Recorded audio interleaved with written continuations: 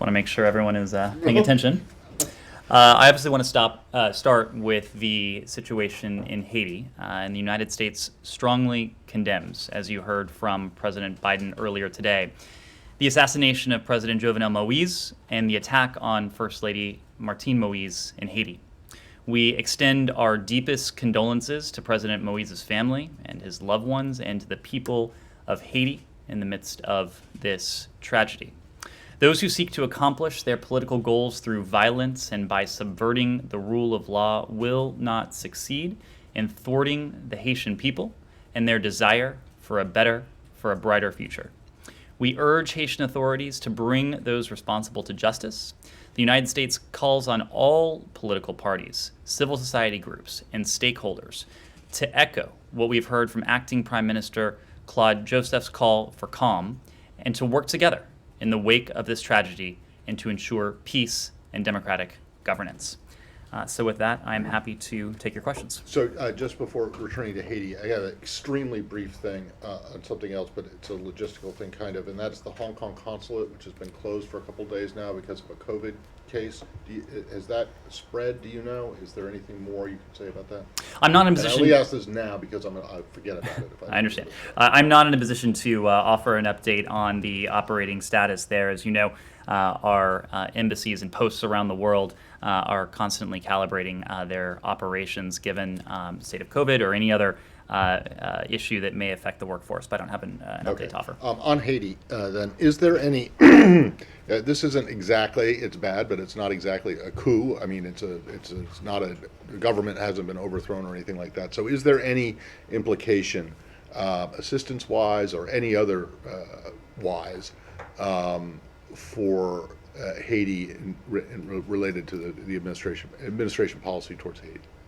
There is Acting Prime Minister Claude Joseph has assumed charge. What we know and what we will continue to do is to preserve Haiti's democratic institutions. We know that by preserving Haiti's democratic institutions, that is key to restoring peace. At this time, we don't have any updates to announce in terms of our assistance, but I can assure you that our partnership with the Haitian people and with their elected government will continue. As you know, that partnership has taken many forms in recent months and, of course, recent years. In January of this year, we announced $75.5 million in support for a wide range of issues, and that includes democratic governance, health, education, agricultural development, strengthening pre-election activities through the Consortium for Elections and Political Process Strengthening Program. We have also been a strong partner for Haiti and the Haitian people when it comes to security and when it comes to law enforcement as well. And much of that has been overseen by our Bureau of International Narcotics and Law Enforcement Affairs. They've provided direct assistance to the Haitian National Police over the years, and as a direct result of this INL support, the Haitian National Police have trained officers from a number that was less than 10,000 in 2010 to nearly 15,000 Haitian National Police officers today. We have continued to encourage Haiti to take a holistic approach to countering violence and to countering gangs. And we provided $5 million to strengthen the Haitian National Police's capacity to work with communities to resist gangs as well. And I would be remiss if I didn't note our support to Haiti's pre-election activities. And USAID is providing more than $3 million to the consortium I mentioned before. And those activities for which these funds are earmarked include focusing on improving electoral administration, strengthening the competitiveness of political parties, educating voters on electoral processes, promoting electoral transparency, and ensuring inclusive voter participation as well. So this is just one. These are just several metrics of our support for the Haitian people, and that will not waver in the wake of this. Given the history of U.S. intervention in Haiti, it's been numerous times over the course of the last century and a half. Is there any appetite in this administration for some kind of to intervene if the situation gets to be dire? This is a relatively close neighbor that has in the past seen massive outflows of people trying to escape. So if the situation deteriorates, and I realize this is a hypothetical, but is there any appetite for a return? To us, Matt, Yeah. Haiti is a partner, and that is how we will treat this relationship. It is how we have treated Haiti. It is how we will going forward. We would echo what we have heard from the acting Prime Minister, Claude Joseph, in his calls for calm, his calls for the Haitian people to work together to ensure peace, to ensure democratic government. The United States has and will continue to stand by to provide assistance to the Haitian people. Tamara. So on Haiti, the ambassador told us that he has been in touch with State Department and a number of different agencies in U.S. government. Can you at least say, you just said that you can't give an update on the U.S. assistance, but can you at least say perhaps the new package is being formed and you guys are working on something new on top of these quite little numbers, $5 million, $3 million that you just mentioned? $75.5 million. Okay, I missed that. We have been in regular contact with the acting Prime Minister, Claude Joseph. We are prepared to respond to requests for assistance. Our ambassador to Haiti, Ambassador Sisson, has been in regular contact with a range of Haitian officials. She has spoken to the acting Director General of the Haitian National Police. Of course, Ambassador Thomas Greenfield at the UN this morning spoke to Haiti's permanent representative to the UN. We have been, as I said before, in regular contact. Secretary Blinken started his day this morning with a comprehensive update on the situation on the ground, including the latest developments as we knew them at the time, the security situation. He was briefed by Ambassador Sisson, who at this moment happens to be in Washington. He was also on the phone with the DCM, who is on the ground in Haiti right now, DCM Nicole Theriault, as well as other members of his team. So we are prepared to receive additional requests for assistance from Haitian authorities. Can you also confirm if First Lady is being flown to Miami to receive medical treatment? Well, we, of course, are familiar with the reports that the First Lady, Martine Moise, was injured in the attack. We know that she was taken to receive medical treatment. Out of respect for her privacy, we're not in a position to comment to provide further comment. But as I said, we have made very clear to Haitian authorities the United States is standing ready to provide assistance, and we are prepared to provide any and all forms of appropriate assistance Also, to our Haitian partners. Can you speak to the DEA element of all of this? The ambassador also talked about this footage where they're identifying themselves as DEA agents, and he said that he doesn't believe in it. I mean, can you say that that's not the case, that you have an assessment that those are not DEA officials? Can you sort of, set the record straight on that? Well, as you said, the Haitian ambassador himself has dismissed these allegations. These reports are absolutely false. The United States condemns this heinous act. These false reports are nothing more than that, just false reports. John? Follow up on that. Is there any sense of what the motivation would have been for this? And do you think there's any truth to what the acting government is saying, that these were mercenaries, that these were foreigners who were in there? Well, Sean, we just don't have clear answers at this time. What we do know and what I've said is that Haitian authorities are investigating.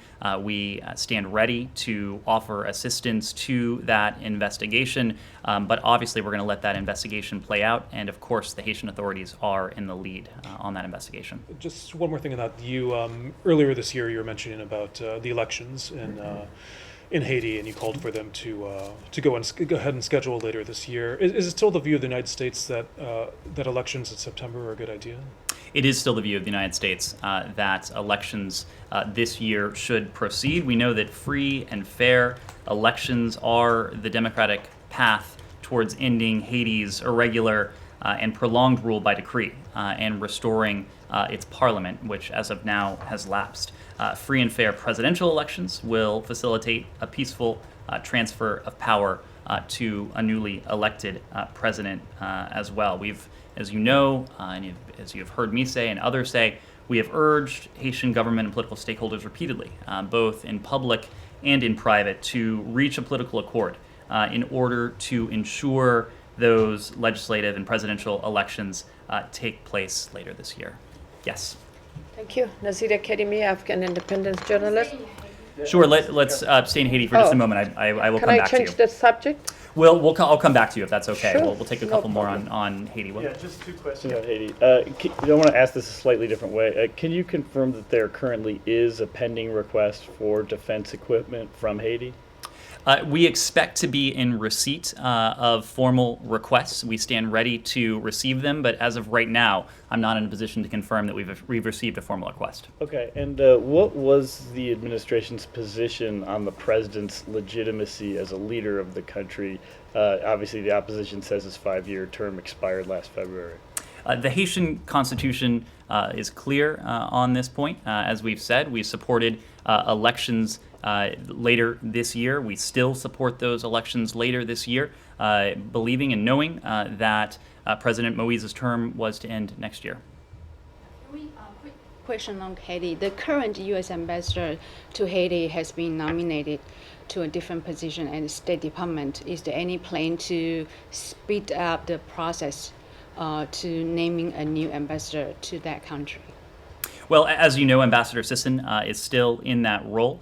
She was actually supposed to travel back to Haiti today after consultations here in Washington. She expects to go back to Haiti just as soon as she is able to travel there. We also are very fortunate to have a very capable DCM in Haiti, Nicole Theriault, whom I mentioned before.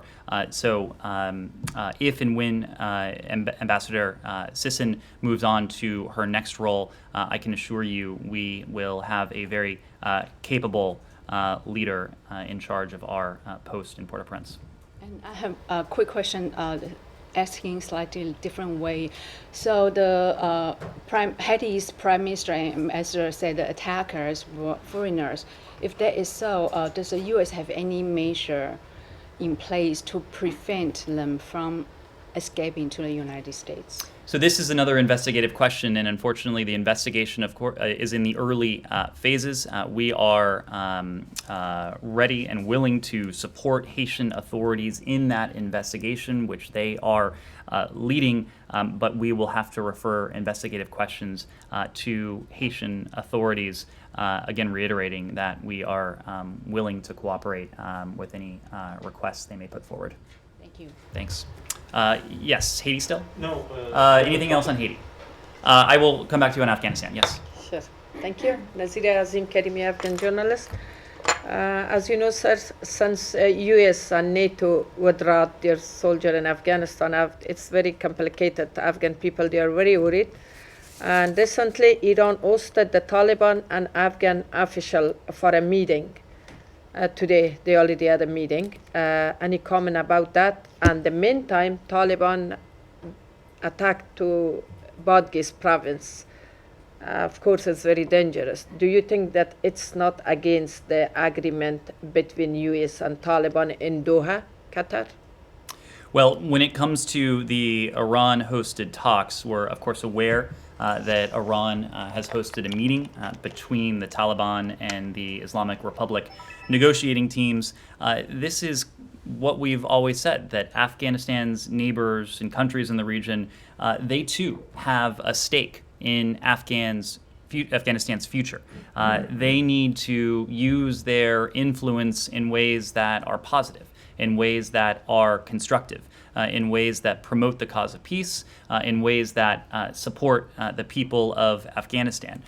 We know that regional consensus and support for an Afghan-led, Afghan-owned peace process, it's important for an enduring peace. When it comes to the recent violence, this is something obviously we have spoken to quite a bit. And the point remains that no government that might come to power in Afghanistan through the use of force at the barrel of a gun will have legitimacy or the support, and that can be especially critical, from the international community.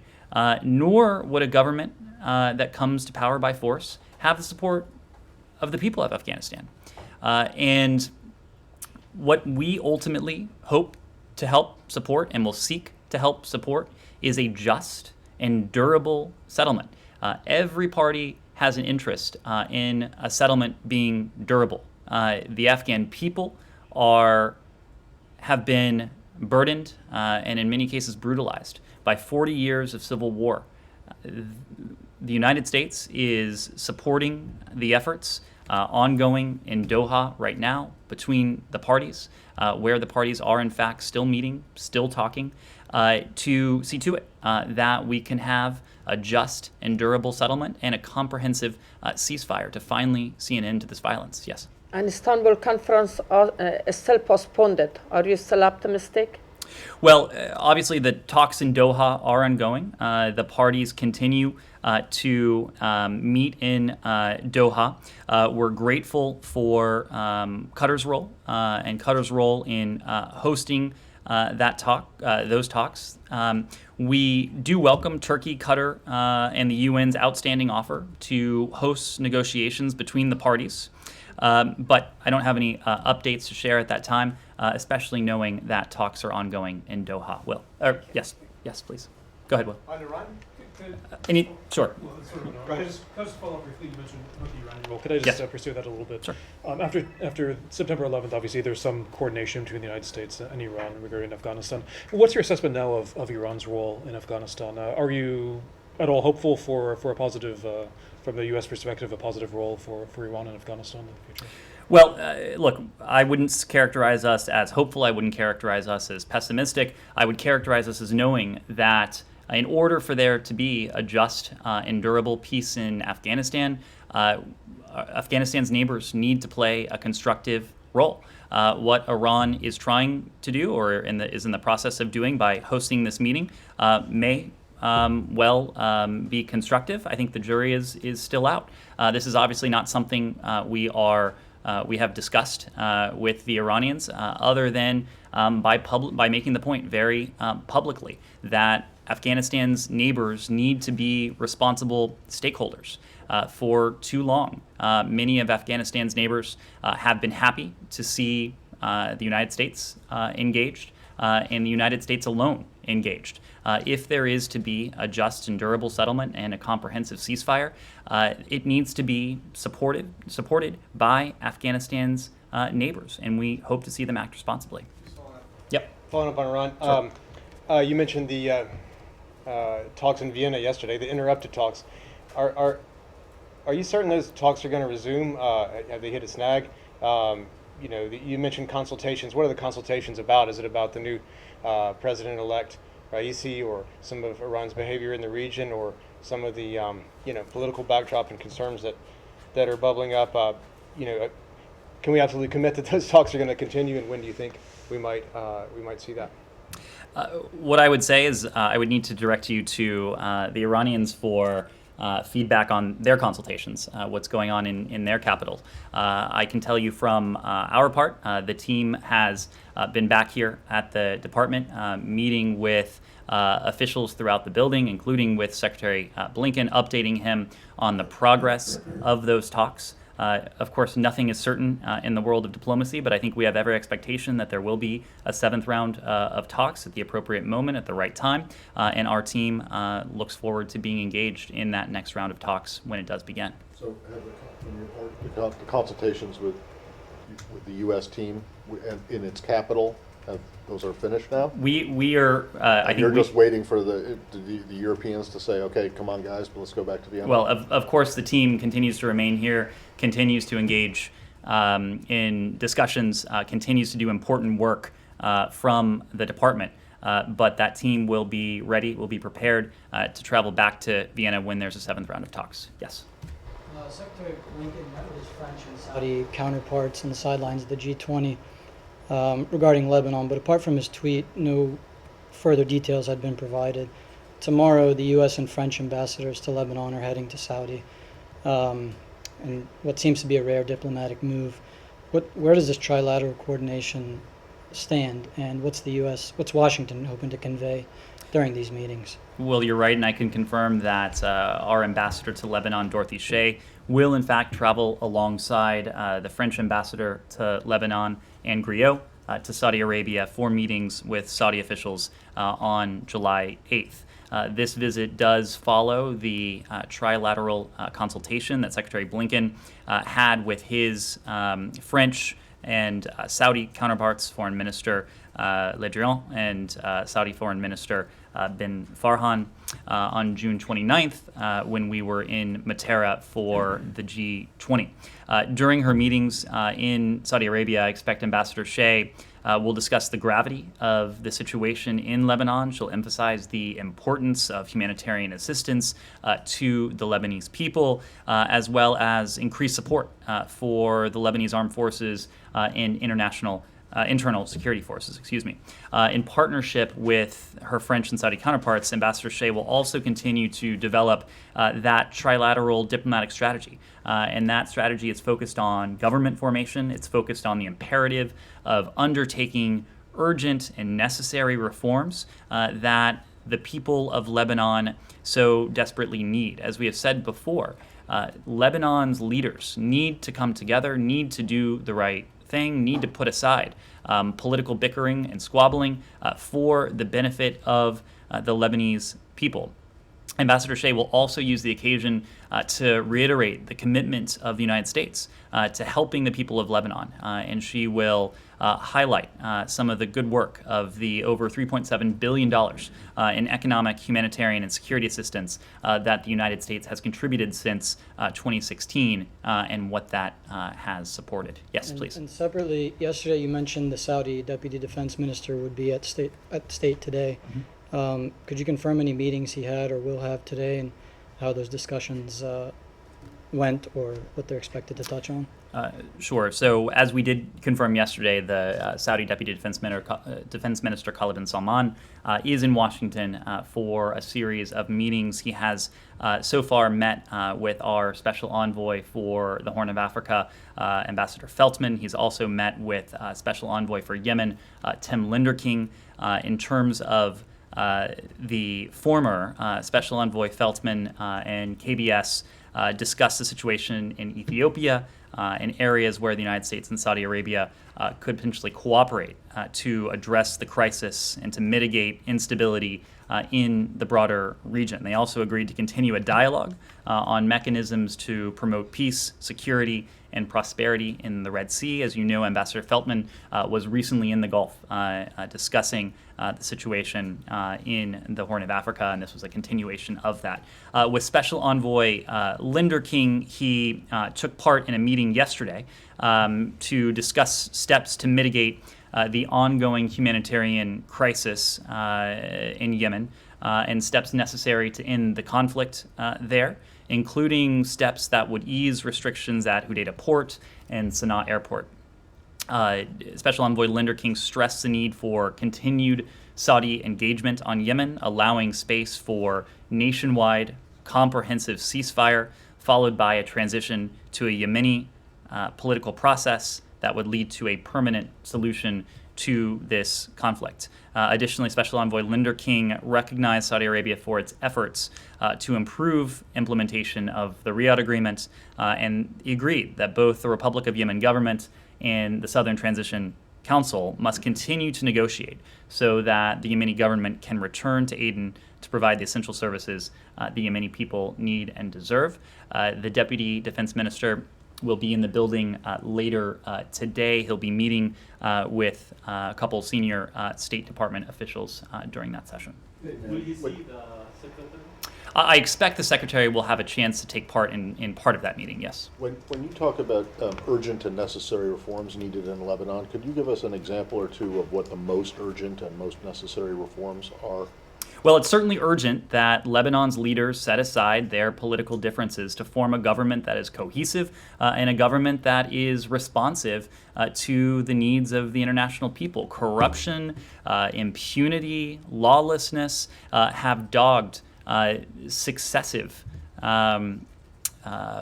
governments, and ultimately, and most importantly, have drained the Lebanese people of much needed resources.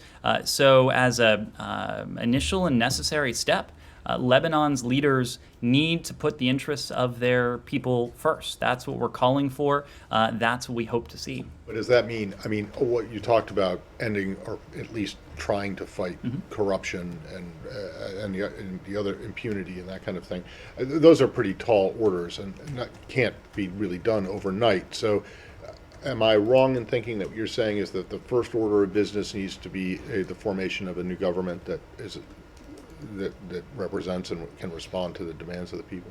Is that the first thing that needs to be done? It's certainly necessary, but not sufficient. We know that Lebanon's leaders, to the point of government formation, need to show flexibility to form a government that is willing and capable of true and fundamental reform. And this gets to the next step. Government formation is one element, but true and necessary reform is the next. Again, so that the people of Lebanon can realize that full potential. They deserve, they need a government that will urgently implement those necessary reforms, including to rescue Lebanon's deteriorating economy. Lebanon's economy and the economic condition of the country has imposed huge costs, huge burdens on the people of Lebanon. The inflation that has occurred in recent days and weeks has taken a really profound toll on the people there. And so, yes, government formation is necessary, but yes, so too is reform. Yes. Did the Secretary discuss Lebanon with the Pope when he saw him last week? We issued a readout of that meeting. As I do recall, it was addressed, but I would have to refer you to that readout. Can I just ask about Iraq? There has been quite a bit of an increase in rocket attacks. Iraqi army officials say the pace of recent attacks against U.S. bases and with rockets and drones is unprecedented.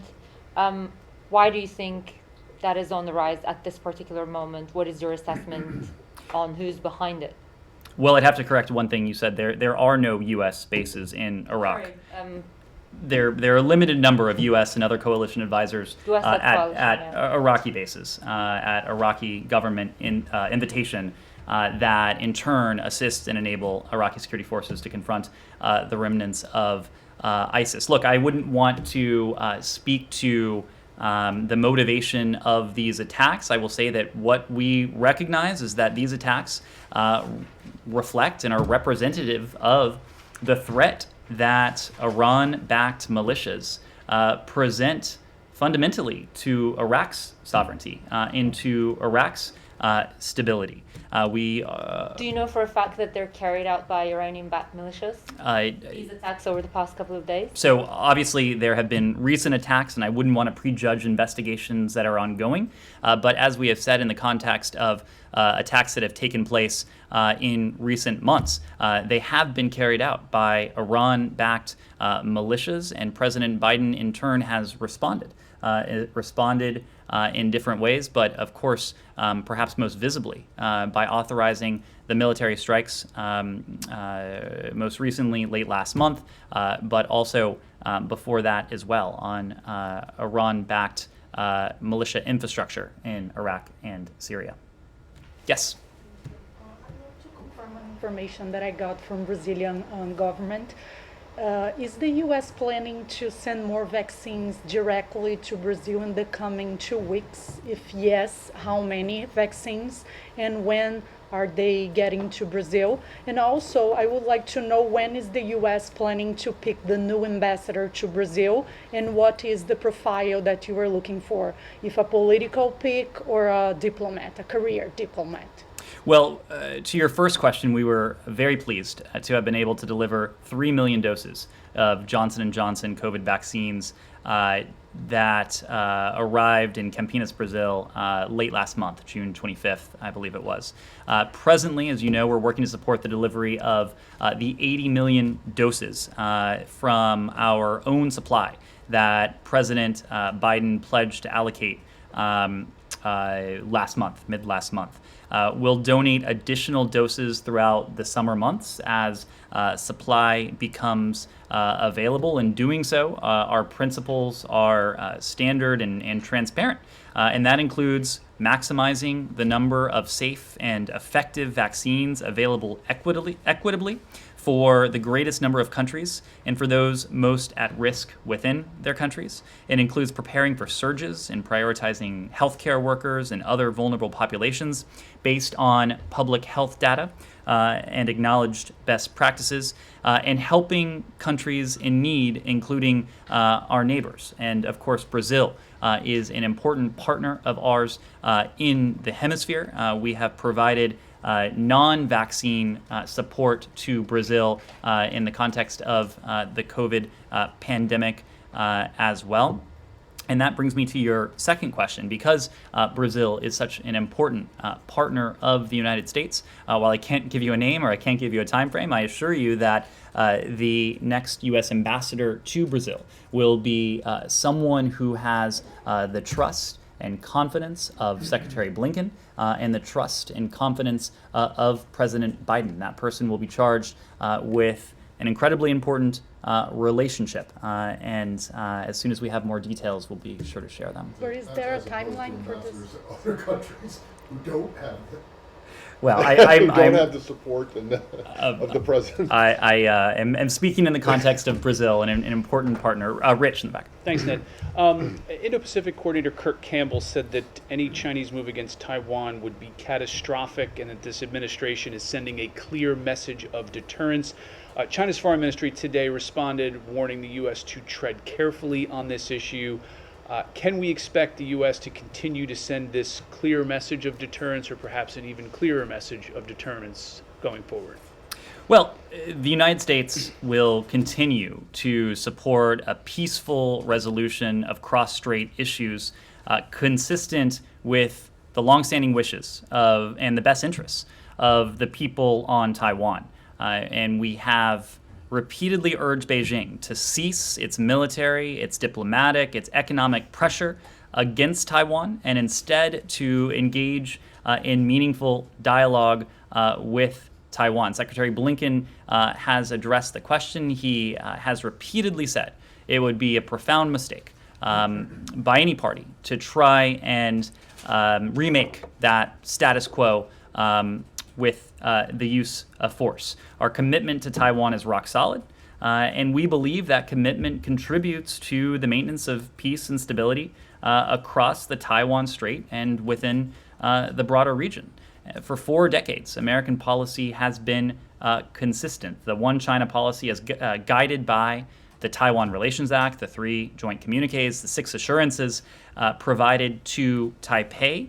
That has not changed. As you know, Rich, we also did unveil a couple months ago now updated contact guidance that will allow us to deepen our partnership with the people on Taiwan, consistent with that One China policy, the Taiwan Relations Act, the 3 joint communiques, and the 6 assurances. Is the U.S. seeing any evidence that Beijing is ready to cease this pressure? I wouldn't want to characterize discussions with Beijing or any other country on this. What I will characterize is what we are making very clear, and that is that our commitment to Taiwan is rock solid. We believe it is in the best interests of the people on Taiwan and the broader region as well. Any comment on the dispute between the UAE and Saudi Arabia over oil and OPEC Plus?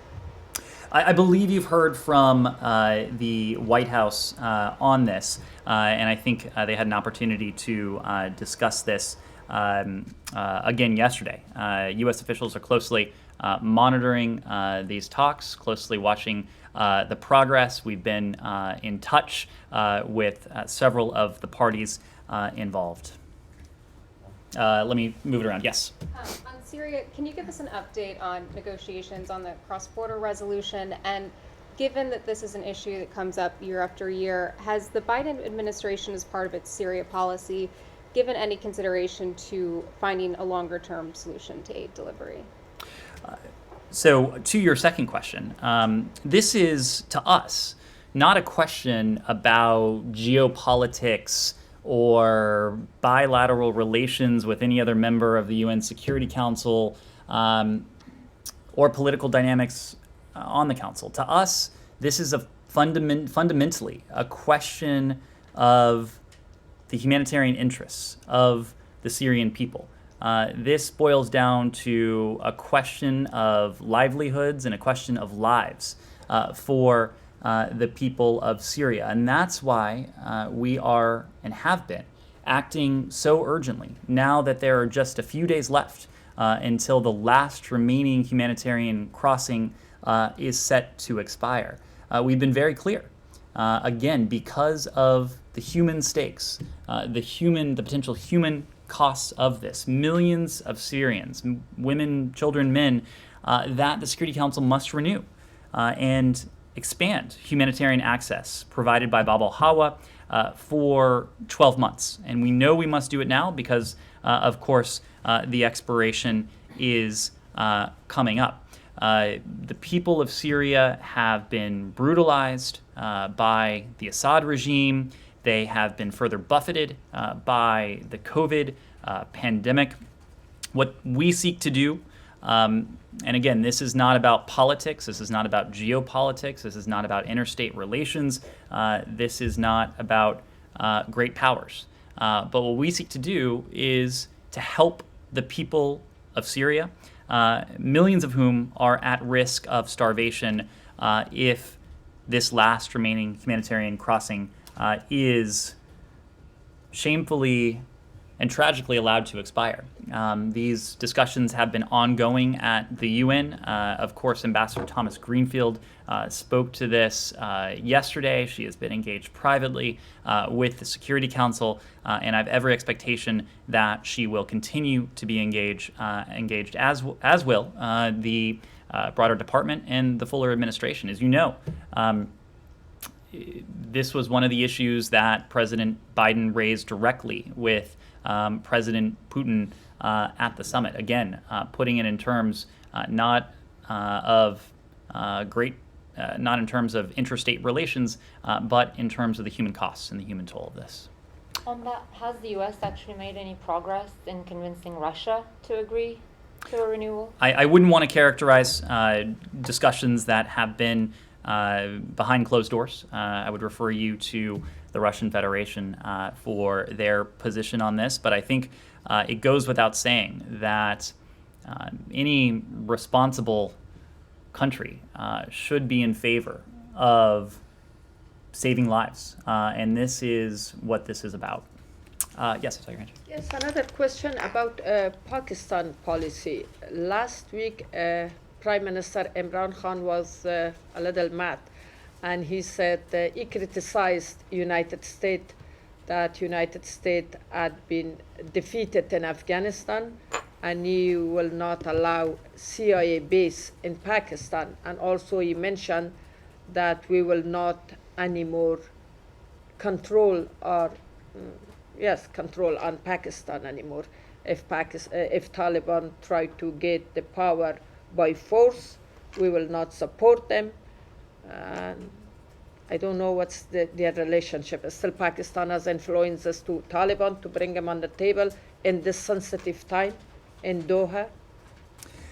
Well, I think what is true is that Pakistan is an important partner across any number of fronts.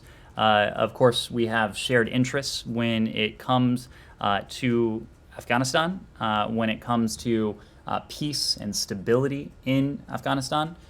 we have, and this goes over the course of successive administrations now, encouraged Pakistan to be a constructive partner when it comes to Afghanistan and our collective efforts to bring about some semblance of peace and security there. Pakistan has been helpful in recently when it comes to this shared interest. Our shared interests go well beyond that. Broader counterterrorism interests as well.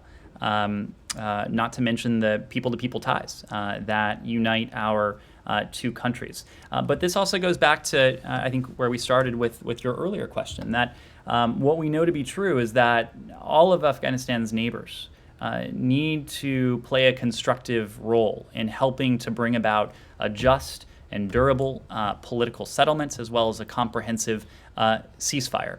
For far too long, some of Afghanistan's neighbors have not played that role. They had been happy to let other countries take responsibility. And right now, we have made clear that we are going to be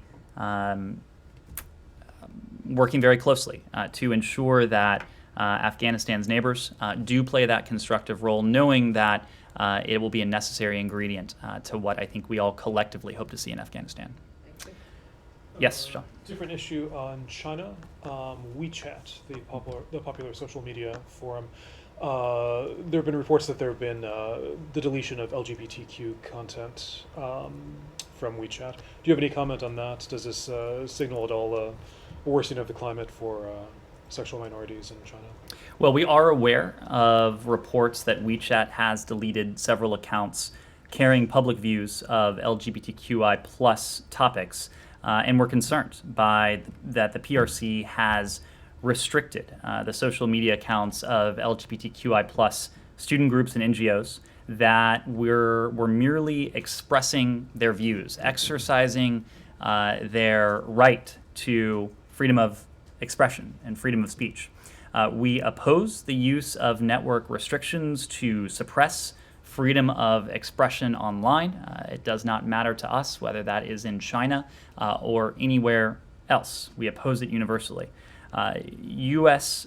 Content moderation issues are addressed in line with the strong protections under U.S. law that align with international standards for, as I said before, that very freedom of expression. And we encourage other governments to develop similar policies respecting freedom of expression. More broadly, we're committed to fighting for the human rights of all people, and that, of course, includes LGBTQI plus people around the world.